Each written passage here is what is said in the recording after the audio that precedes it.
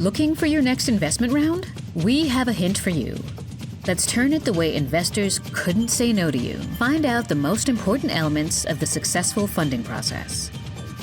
Join our journey from Silicon Gardens to Silicon Valley and listen to experienced VCs and serial investors that will get you all the tips on how to approach investors and reveal all the secrets investors won't tell you.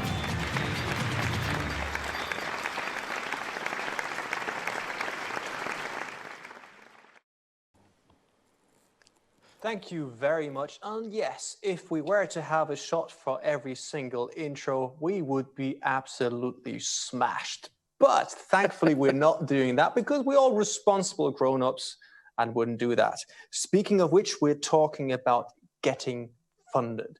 And there's only two more things for me to do is number one, introduce you to the moderator. And he's an entrepreneur and the founder of Zemanta that were acquired by Outbrain. And he is with Outbrain as we're speaking now. His name is Andraž Tori. And before I hand over to you, Andraž, again, hello. One more. Hello, brother. You well?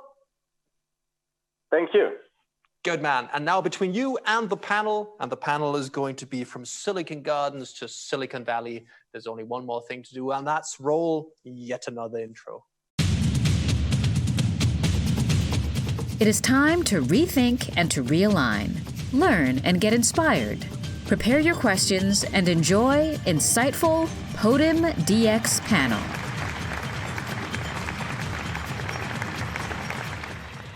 So we are on. Hello, I'm Andraž. I was already introduced, founder from Slovenia.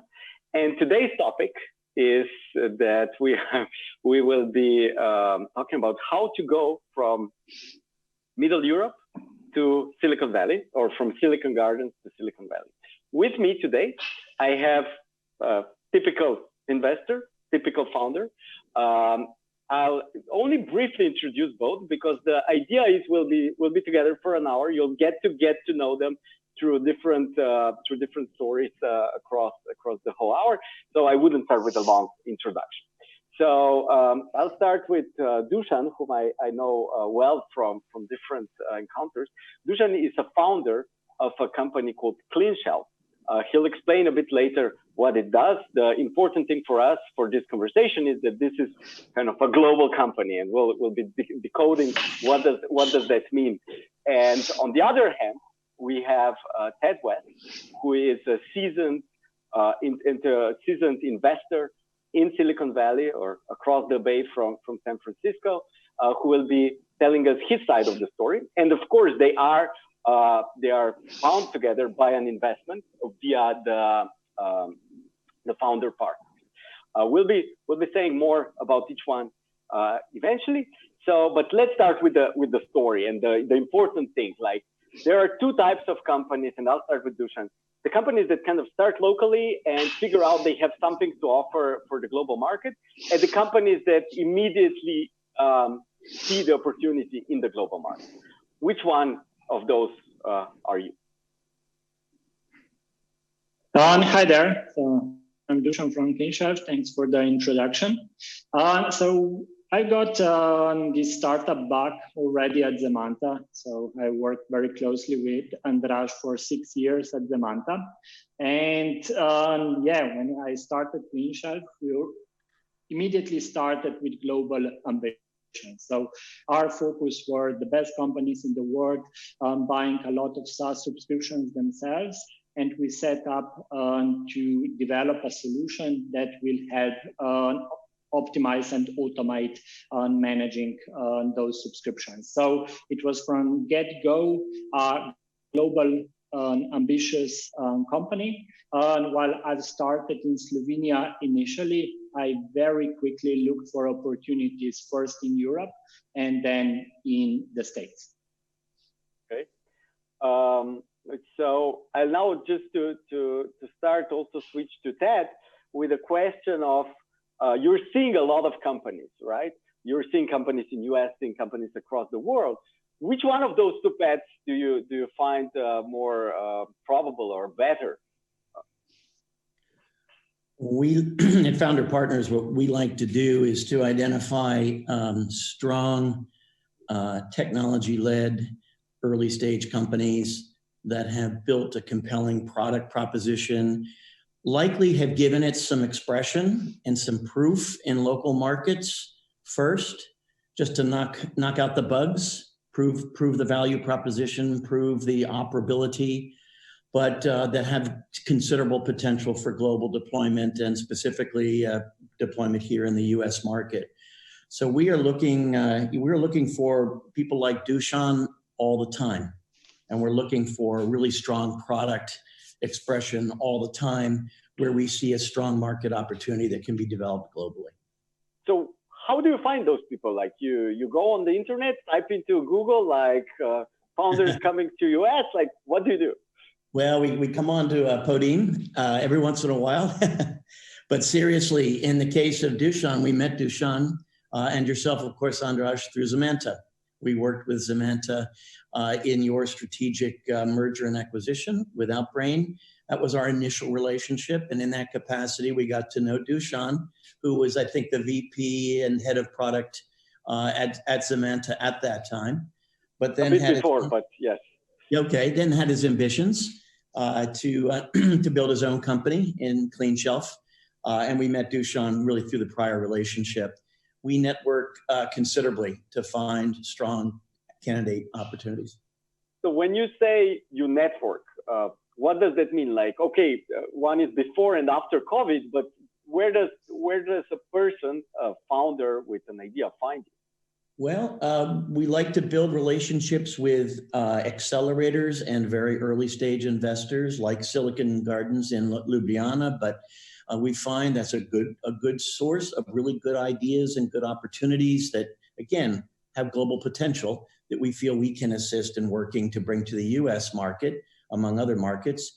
And that's the principal networking. We do some researching around some investment theses as well, and online and the like. But the relationships are really driving the networking effort. And it's those relationships that we invest most of our time to develop. So that's from your perspective now, from Dušan's perspective. So when you started, like, did you have a plan how you will approach founders partners? Did you know about them before, or this was a coincidence of some kind? Like always with startups, is combination of effort and hard work. So I immediately know that for Cleanshelf, getting to US market is the key. So I was looking and exploring several opportunities how to enter the US market. So the primary kind of option that I explored were a couple of accelerators in US. We got in most close discussion with Techstars. But through some common connections, we got in touch with founder partners. And I really like their approach, which is very hands-on, very personal.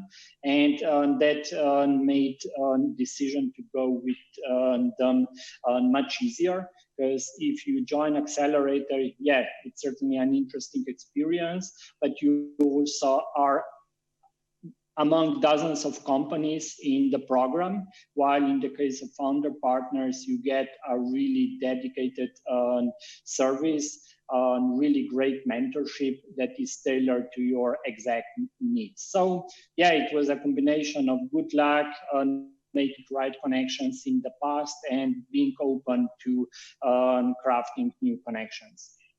So, but this is very kind of broad, good connections in the past, etc.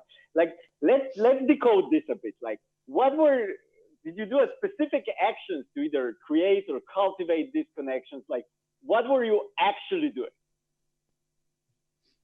So first, I had a really great network from Zemanta days, but that's was just cheating. The base. No, that's not cheating. That's groundwork and necessary. Without that, you can't really do much. But I did much more. So I really mined that network. So every connection I had, I asked for a favor to make me interest to the people that could be helpful to Cleanshelf. Yeah, through people like you, Boštjan, and several other people in our network, I got introduced to a lot of people. And I actively try to go outside of Central Europe and create connections. So definitely one early attempt at doing that was visiting Berlin in March 2016 to visit the first SaaS meetup that happened there. It was really kind of, the outcome of that was just 2 connections basically. But over the time, those connections expanded to dozens more, and those expanded further to dozens more. So networking takes a lot of work. So it's preparing for the meeting, understanding who will be there, then working the floor at the meeting, working on LinkedIn connections, following up. So yeah, it sounds like networking. This is just, someone walking around the bar talking to everybody. No, that's maybe 5% of overall effort. When I go to such event, I know 50 people that I want to meet there.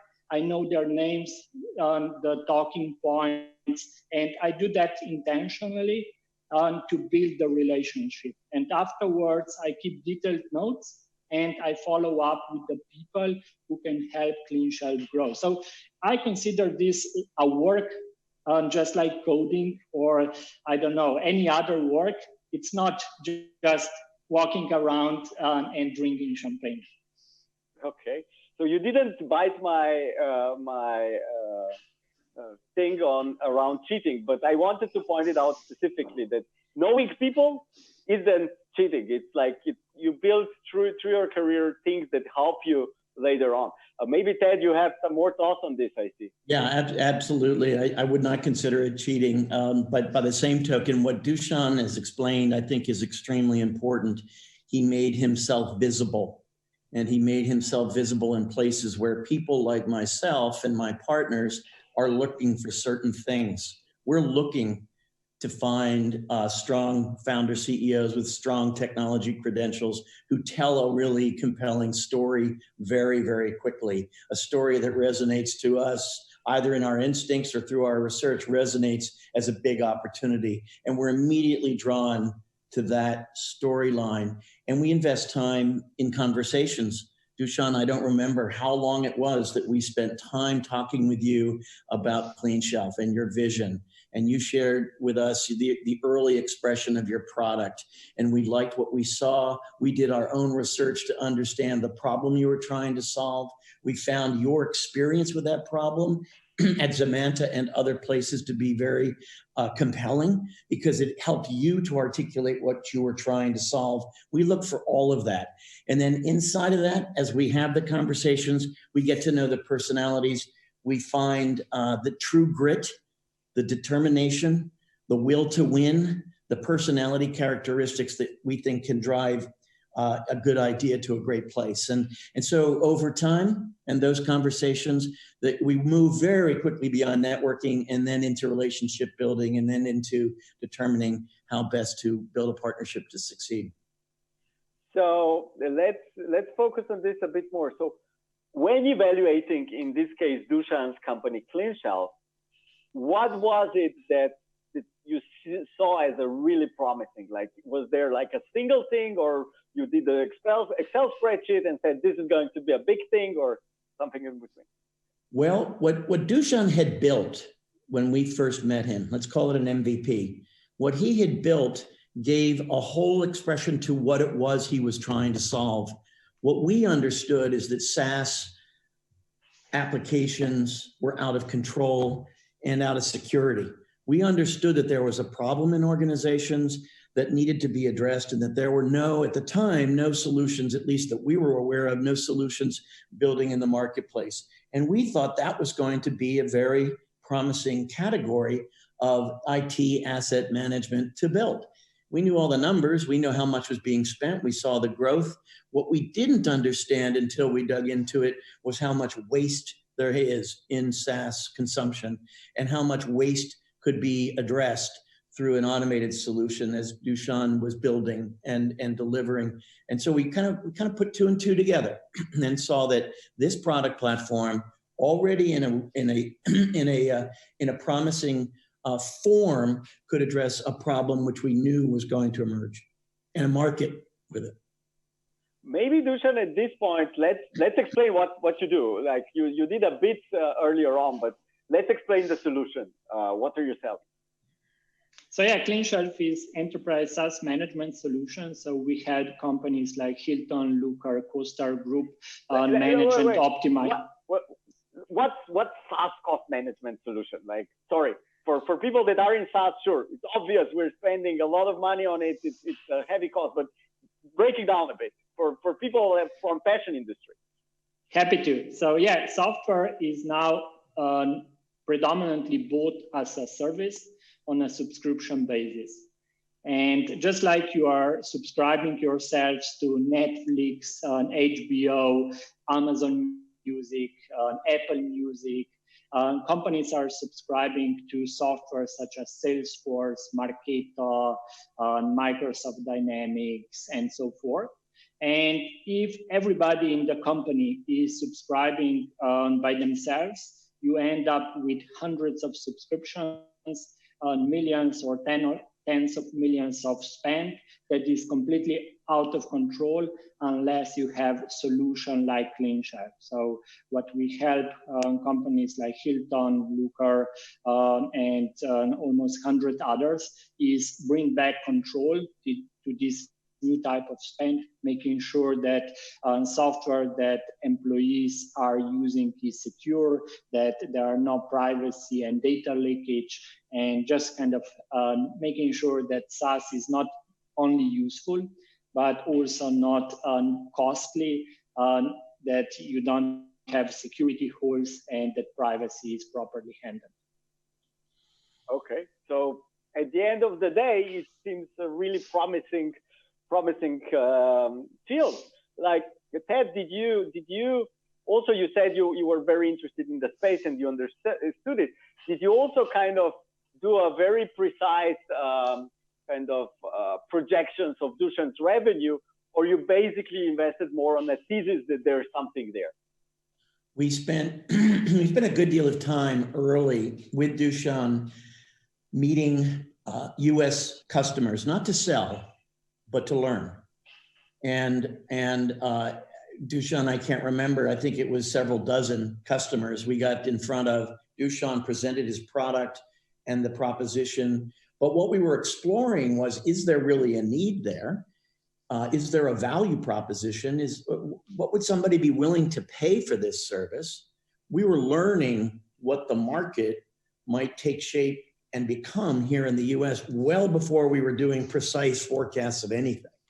Once we had an understanding of who the target customer would be from that research, from that very detailed and intimate customer research, then we built our models. Then we figured out what it would take to reach the markets, the kind of sales structure that we would need to put in place, the kinds of success rates we would need to see. Then we started to model things and Dušan built the model, but we worked with him to build, I think, a reasonable storyline as to what the investment potential would be. Dušan, let's hear from you what your feeling was during these conversations. Is it true what Ted is saying, or in reality he was kind of drilling you on the Excel model? No. Actually, Ted explained it very close to how I remember. So that was 3.5 years when we got our partnership. And at that time, I think we had like $3,000 in annual revenue. So really, really minuscule. And big part of that kind of initial work that we did was speaking with, I think it was close to 50 customers. And these were really great companies from Silicon Valley, because founder partners, they have amazing network there. And yeah, we were just kind of asking questions to learn and to understand more about this market. And that in turn enabled us to go much higher when it comes to price towards bigger companies to build the right product. So yeah, it started kind of with kind of very MVP-ish solution that now over the past 3 years, based on customer feedback, develop into a very sophisticated solution that is capable of handling companies like Hilton with 300,000 employees and huge SaaS spend across really almost 400 different subscriptions. Okay. Just for inter message, I am trying to follow the chat on the Hopin platform. So if somebody has some question for us, please, I'll try to interweave it into the conversation. Good. So we've now basically explained a bit of your business, how the initial networking goes, etc. But actually, the process is longer. You said that you've now been with founder partners as investors for 3.5 years. You founded the company even before that, and you actually went through multiple rounds. It's not just that you suddenly had a big investment from US. Can you tell us a bit more about that whole kind of multi-level process? Oh yeah, I like to compare it to playing games with multiple levels. So of course you start at the base level where you basically just doing something on your own just to see whether it makes sense. Then on the first level, it's of course friends and family supporting you. Then yeah, it becomes a bit more interesting where you start looking for first outside investors. So we got not just advice from founder partners, they are also our seed investors in the first round. And with that money, you employ the first people on the team, you invest more in product building, you start selling. And when you kind of show that you build something that resonates with customers, it almost feels like going to the next level, like completing game level, and now you're going to kind of more complex environments with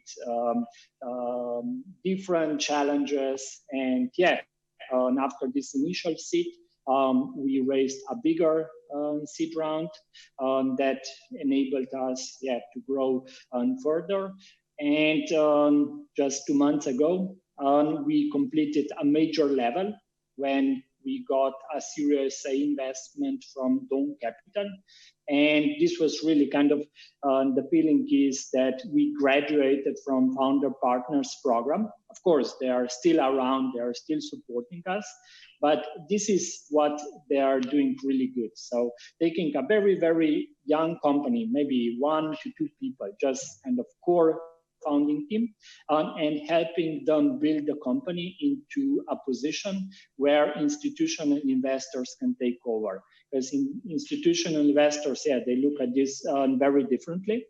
And you can't just go to this big VC and expect that they will write you an $8 million check. You need to prove yourself before. And for us, it was founder partners, Silicon Gardens, definitely a lot of friends and family who helped us build that credibility, survive for all this time in order to be in position to succeed. For our viewers, can you give us just a bit of the numbers of what were the kind of sizes, what were this levels, so we have some general idea? Yeah, so it started really kind of with very initial investment of approximately $50,000 from friends and family. And then the next was around $150,000 in kind of angel seed. Then the next milepost was approximately $1 million in seed. And then $8 million is the latest funding that we announced.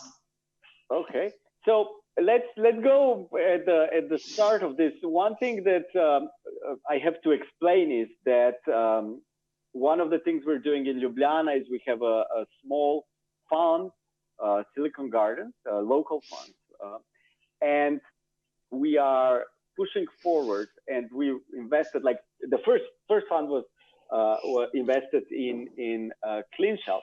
And I want to maybe address a bit this, like, how do actually this more earlier local funds help you to get to the next stage? Like, what are the actual mechanisms behind that? Yeah, so if we take Silicon Gardens as example, so that's approximately 20 LPs who invested their own money into this fund. And these LPs not just invested their money, but these are also people with a lot of experience and extremely strong network. And so getting to investor is really a multi-level process. So your current investors will be key for getting the next round of investors. And definitely that was in the case of Cleanshelf. Without Silicon Gardens, we could not get to the founder partners level. And without founder partners, we could not get to Dawn Capital.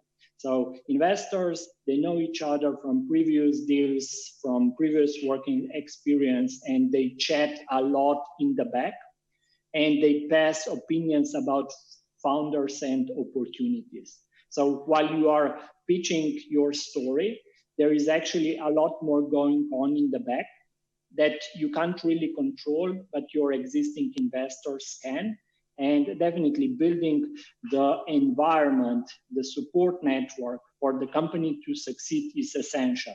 Just to give you an example, so on the cap table of Cleanshelf, there are currently 60 people and organizations. Wow.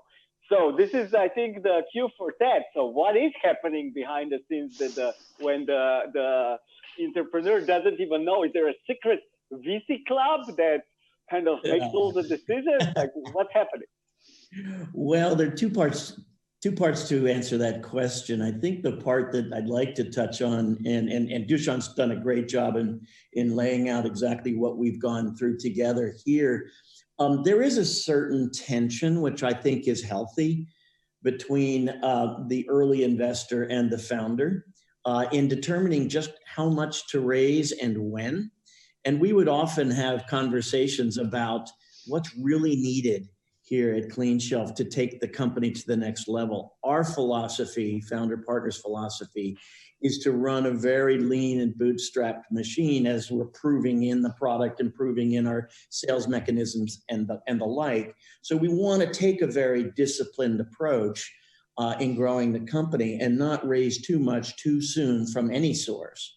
That being said, as the company progresses, as Cleanshelf progressed, and as it became more and more qualified to raise money in a more institutional way at levels that could fund a really strong growth strategy and growth plan, what we ended up doing is helping Dušan work with, get introduced to, and be effective with venture firms. And in the Series A fundraising process that Dušan ran through the latter part of 2019, he met with many venture firms from our networks, introduced by our partners, by some of the investors who had come into Cleanshelf in the angel and seed stages. He had a very strong network to work from, a network that helped open up warm introductions and good meetings, not all of which were successful, of course, but in the process,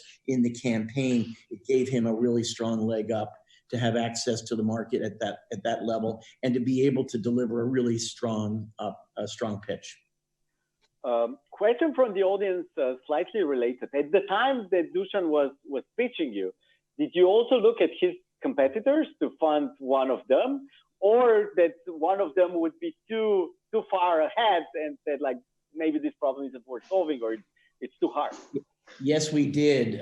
It's a great question. And while we were doing the customer research with Dušan and meeting customers and learning about their needs and willingness to pay for the value associated with the solution, we were looking at other companies. And together with Dušan, he was aware of many of them. I think we might have uncovered a couple of others. We found a number of innovators like Cleanshelf who had addressed the problem at different levels. We did some pretty careful, intelligent research to gather information on those companies, and we got a very good sense of who we felt was the best player to bet on, and that was Cleanshelf.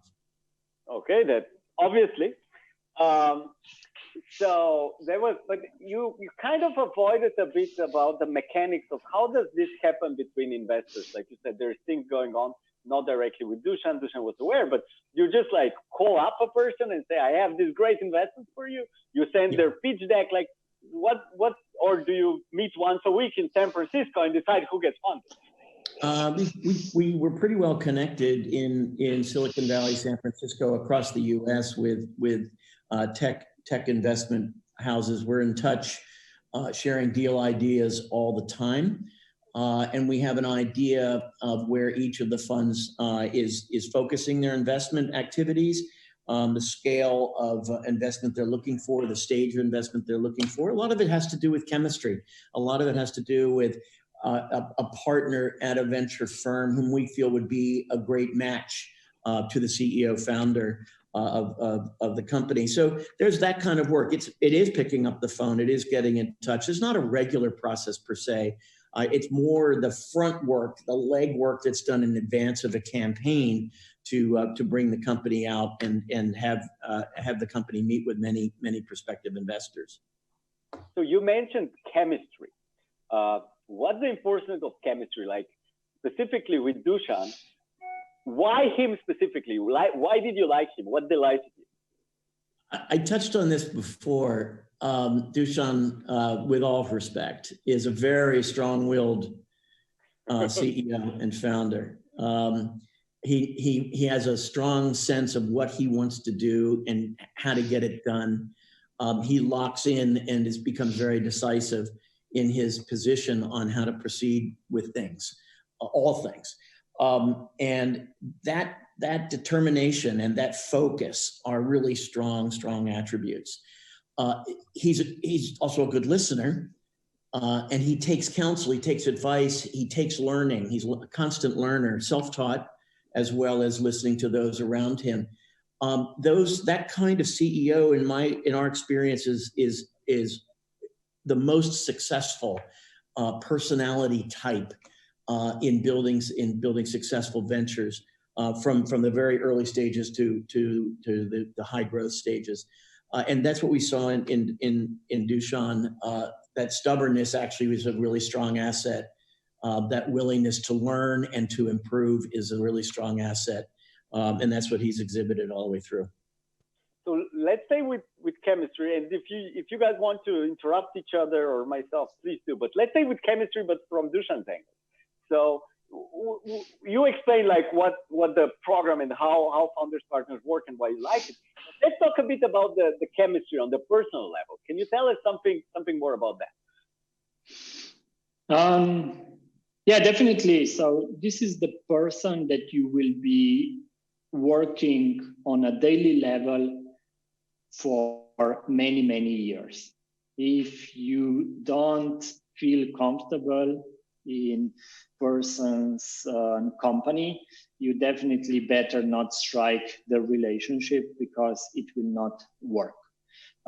So definitely kind of alignment about the goals that you want to achieve. That's the key decision you need to have early on, because that will resolve any potential conflict. If you have a common goal of, let's say, winning the market, then also kind of bumps on the road are much smaller and easier to overcome, because you can always point to the direction and the goal you're trying to achieve.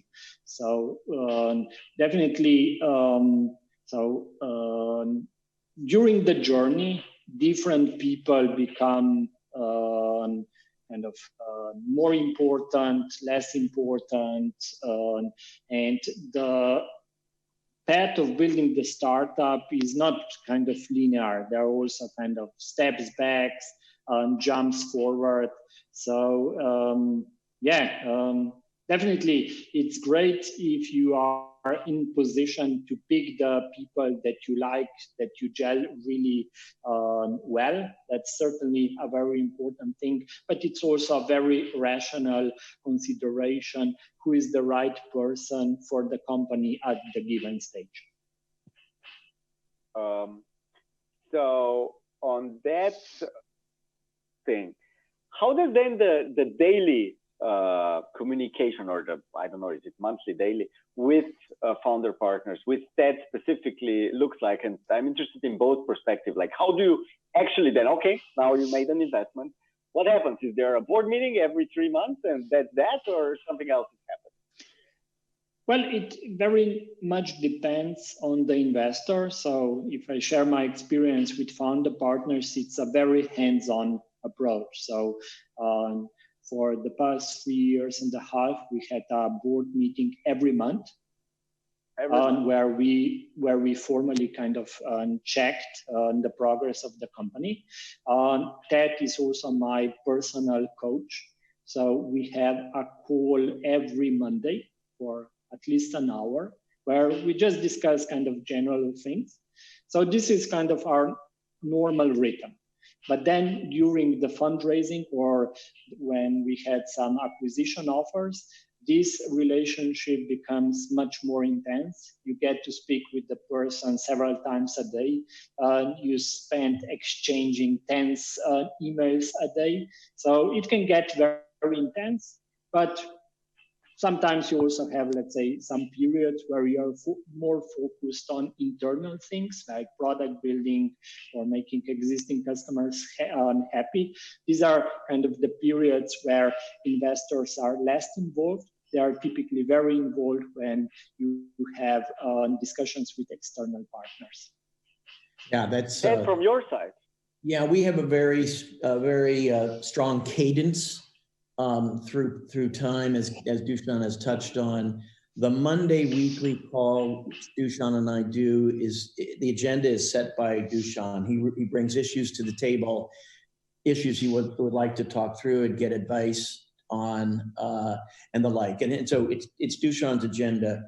Every Friday, we join the sales team, the US sales team, on a weekly sales call. For me, it helps me understand the heartbeat of the company and how the company is progressing in the market. So it informs the work that I can do to working with as an advisor and coach to Dušan.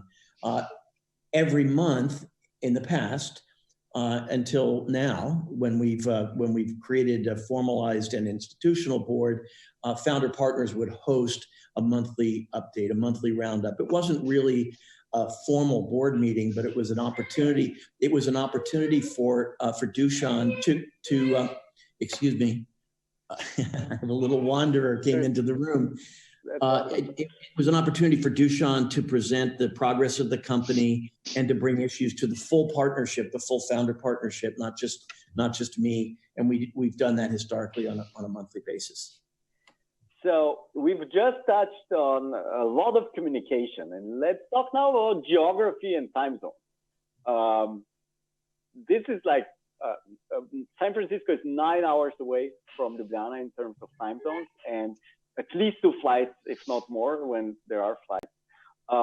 Dušan, like, how does it work? I lived there for a while, and it was really hard to work with Europe, and it's vice versa. Like, how does that work? Well, at the moment, we are all in the position I was for the past 4 years. So you can very much feel how it's like. So for me, having 5 to 6 Zoom calls every day is reality for the past 4 years. But definitely you need to complement that with frequent visits. So last year I was 4 months altogether in San Francisco. So really spending a lot of time, but not just with founder partners, that was actually the smaller part, but with the team there with the customers, fundraising. So geography, it can be overcome. It's definitely a challenge, but with some kind of low for flying, you can overcome. And when you ask yourself why we are doing that, then this makes a lot of sense. So the opportunity which is present in Silicon Valley, in US, when it comes to market, customers, it's just unbelievable. While the technical talent that we have here in Central Europe is really world-class. And when you combine that, you can make really magical things from happening. So that's why we are doing it. We are not doing it because, I don't know, it would make so much flying, so much fun flying 10 times to San Francisco, but because we can join the best of both worlds. So great market in US, amazing talent here in Central Europe. I think that's a great summary. I've really not had any issue with time zone differences working with Dušan. We have other companies from Denmark and Malaysia and Vietnam and Sri Lanka. So we are spread through the time zone around the world, but our work is performed, I think, pretty much on a normal schedule. The cadence makes a big difference to stick to that because we can book it accordingly. But we have no issue with time, no issue with logistics in doing the kind of work that we're doing. And quite frankly, in this period of time when we're all having to work virtually, it's seeming to have no material impact. Although I do miss hosting Dušan in San Francisco. That'll come soon. And you visited Ljubljana. I have visited Ljubljana. If you don't mind my telling a personal story, it is a shout out to Dušan. Who last summer, my wife Anna and I came to Ljubljana as part of a trip to Slovenia and Croatia. And we arrived on July 4th, which is the US Independence Day. And Dušan, in our honor, hosted a office rooftop party for the Ljubljana startup community, including many members of Silicon Gardens, where I met you, Andraž. A rooftop party that included a US-style fireworks show that would have been absolutely illegal to deliver here in the US, but it was a lot of fun and a very memorable, very delightful moment. Super. Dušan, thank you for hosting. I hope we will have more opportunities, either here or there, but for now, not so much. But staying with travel, I just want to pick that up a bit more. So Dušan said 4 out of 12 months he was in San Francisco. And it seems that was necessary, at least from the perspective of getting customers, funding, etc. Like, is that necessary? Is that necessary? Like, is this the only way? And especially, what does that mean for the COVID situation? Does that mean that for the founders that are just starting, and they cannot take advantage of actually flying, is it a disadvantage? Or do you think this actually makes the world flatter? I don't think so. I've changed my opinion on this. I'll say that. Dušan made a very significant investment in logistics, in getting to San Francisco, principally to build his team and to acclimate them, to train them in the product and in the proposition, and then to learn from them what they were learning from the market. And that face time was valuable. But I think that in this world, in this Zoom world, in this virtual world, we're finding that we can move very effectively without necessarily having to move so much. So my point of view on this has changed. I used to insist on founders coming here to the States at least for a critical startup period. And now I'm more flexible in that regard, and I think it can be done. There's no question, there's no substitute for the face-to-face management and development time that Dušan achieved before COVID, and there's no question that will be valuable again when flight patterns are loosened up again. But I think a lot can be accomplished in the meantime. I don't think it's a setback, and I would not characterize COVID as a deterrent, as a problem. In whatever manifestation it takes through the economy, I don't think it's a problem in getting companies that are are destined to come to the US market to give it a shot. Dušan, any comment? So when it comes to seed investment, raising money over Zoom or phone was already customary before. So of course, meeting a person in person helped, but it was not necessary. It's it was a completely different situation wherein it comes to Series A. So it was impossible to raise Series A without meeting investor in person. Of course, this is now changing, and we will see whether it will go back to how it was before. But definitely in this period, there are rounds being raised without investors ever meeting founders in person. Okay, so just a bit more about your travel. By traveling so much, you must have had some interesting experiences at conferences. I heard something in Berlin. Yeah, that was one of the early adventures that I had, and really makes kind of a good example how when you get started, you need to kind of use every opportunity to go out there and make yourself visible and give others opportunity to meet you and get to know you. So my visit to Berlin was because of the first SaaS meetup that took place there. So it was organized by Alex Teuma, which some of you might know now as founder of SaaS Talk. And through that adventure, since I went to Berlin with a car from a very far place, that really made impression on Alex, and he was a tremendous help over these 4 years of building Cleanshelf.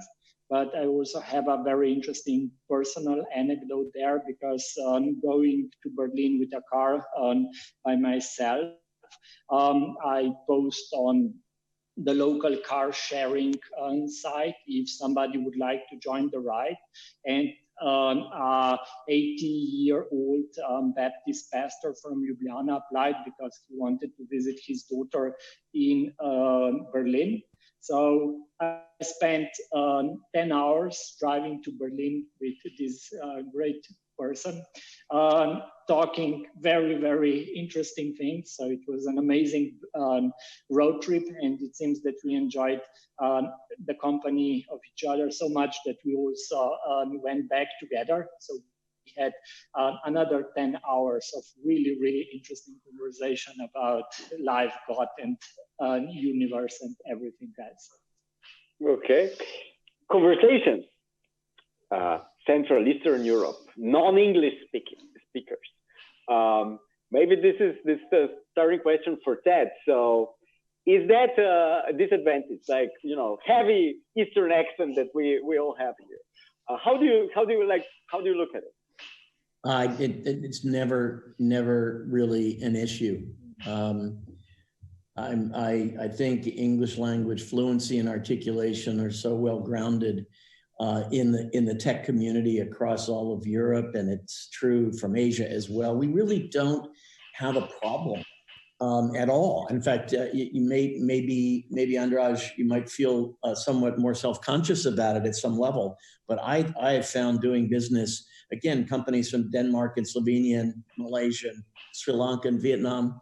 I really found I found fluency to be more than adequate and effective in performing business. And of course, if you do come to San Francisco and south of Market or parts of Silicon Valley, still the really vibrant startup communities today, every place is highly language diverse, and there are accents everywhere. There is there's no single common accent. There's no issue. I don't see an issue. Dušan? Well, it's definitely an advantage if you are a native English speaker. But when you come to Silicon Valley and you see that half of the founders are coming outside of US, you don't feel in any way special. So you just take this as a matter of fact, and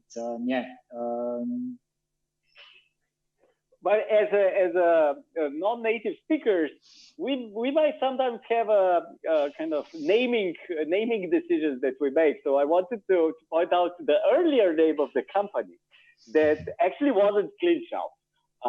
Does the name matter? Like, can you tell us a bit more about that story? So yeah, the first name of the company I started was called Skirp. It was just a name that I came out, did not really kind of spend any marketing resources on it. And actually it was advantage because I did not get emotionally attached to it. So when we got to this other company called Cleanshelf, that the founder kind of decided not to pursue anymore, it was a very logical thing for me to start the conversation with him about using their brand and name and combine that with our product and technology and to really come up with a good brand for our solution. So I don't think the name, so people typically spend way too much time thinking about the name. The name will change or adapt or just turn out to be great. So I would not kind of spend much thinking about that early on. One thing that maybe founders really try to do is do things really good initially. I think that's not the right approach. When you start building something new, I prefer to do things really badly. But if they are really wanted, customers will disregard all those shortcomings because their pain is so high that they will take any solution out there basically to solve their pain.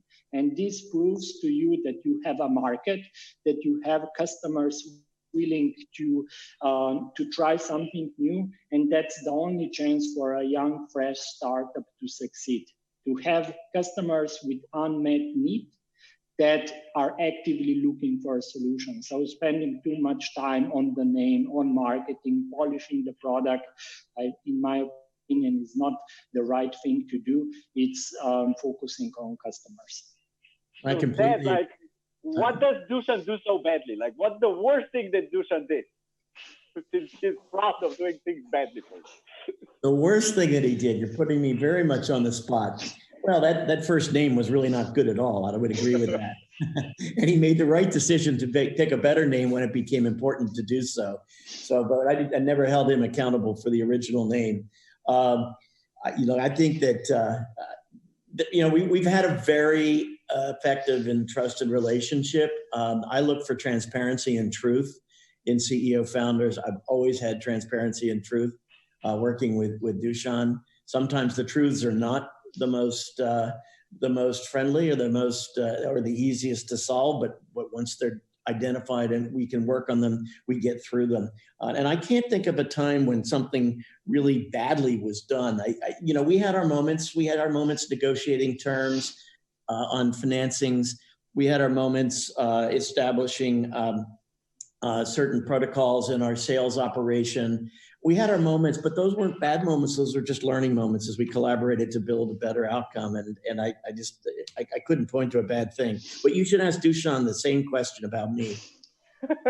So you're asking for it. I'm asking for it.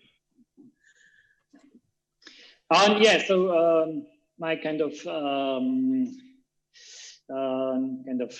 hard moments definitely come with making customers happy with the product that had its shortcomings, because you often sell the product which is not yet fully tested to customers that depend on it. So that was always the most painful to me when the product did not work as I wanted to be, and you had a customer there complaining, not being happy. So that was for me the hardest to kind of, and you just can't afford the resources needed to do things like properly. You need to use a lot of tape to stick things together to make them work. Because it's better to have unhappy customers than no customers at all for whatever great technology you build. Okay. Let's now we're coming to an end. A couple more minutes we have. I want to ask. Okay, so what's the success function like? This also was a question on our hop-in chat. Like, what kind of exit is expected from investors in Cleanshelf, for example, on the long run? Maybe for Ted. That's a great question. And I think we're on a very strong path toward a successful ending. We're quite agnostic at Founder Partners with respect to how we exit. When we get involved in a relationship, like as we have with Dušan and Cleanshelf, we expect to be committed and engaged in adding value for a long time as the company builds value. We're not looking for a quick hit. We're not looking for a sale. We might be building, we hope we're building, we aspire to build a winning company that leads the category that we've started to build. And in that regard, and as that company grows into that vision, we might very well have a company that has the ability to go public someday. We might have a company that has the ability to be acquired by a company with a very significant position in asset management, IT asset management. There are many different places where this company can build and grow to achieve a successful exit. Right now, we are absolutely agnostic to that.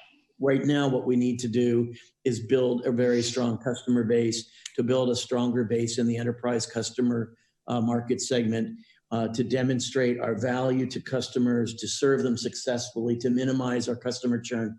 We're just focused on the execution to grow the value of the company. The exit will come naturally when it comes. And we're patient and looking at the long haul to achieve what is in the best interest of Dušan as the founder, his team, the investors, long term. So Dušan, from slightly different angle, now you are on the path to success, it seems. So I guess from the other founders, you are now seen as very successful. Do they approach you a lot to share the tricks? Like, how many questions do you get? Yeah, that's actually, I would say, quite disappointing, because I definitely, over the past 4 years at Cleanshelf and before at Zemanta, I've learned a lot how to do startups. I built a very strong network, and I'm certainly happy to pay it forward and share everything that I've learned.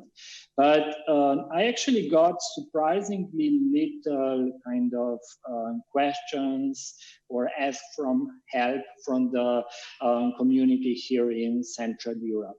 So definitely a bit kind of curious.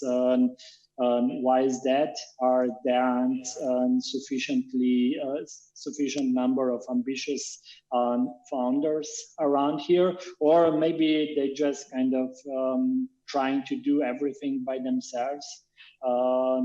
Yeah, it was definitely a bit disappointing that I did not get more asked for help. So definitely for those who are watching, definitely connect with me and on LinkedIn, and I'll be happy to help however I can with company building. I'm sure you'll now get a gazillion of emails next minute, but thank you very much. Maybe a few closing words said on the topic of from Silicon Gardens to Silicon Valley. Yes. Even in this environment, COVID, recession, however it may flow, the opportunities to take Dušan's journey, to bring a strong tech company to the U.S. markets, to stand it up here in the U.S. markets and build a business in the U.S. market is quite feasible. In software in particular, in a world in which software is dominant, it's ruling, it's disrupting, it's being built beautifully, conceived and executed beautifully in places across Europe, bringing those products to market in the U.S. I think that opportunity is just as strong today as it has ever been, and it will remain that way.